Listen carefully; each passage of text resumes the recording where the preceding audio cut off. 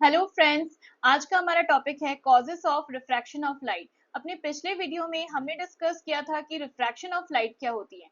आज हम डिस्कस करेंगे कि उसकी वजह क्या होती है। पहली cause, change in speed of light. When light travels from one medium to another, its speed changes, which changes its direction also.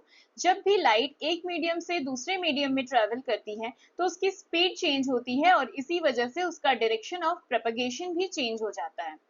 If speed decreases, it bends towards the normal. If speed increases, it's bent away from the normal.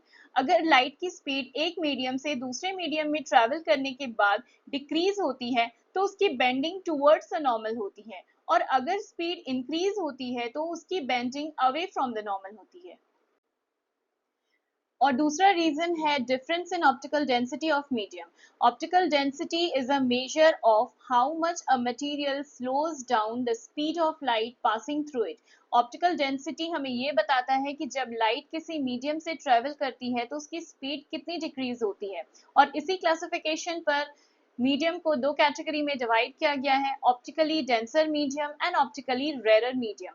जब भी light की रे optically denser medium से rarer medium में travel करती है तो उसकी स्पीड इंक्रीज होती है और इसलिए bending away from the normal होता है।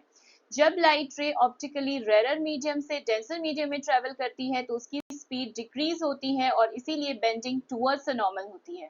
Thank you.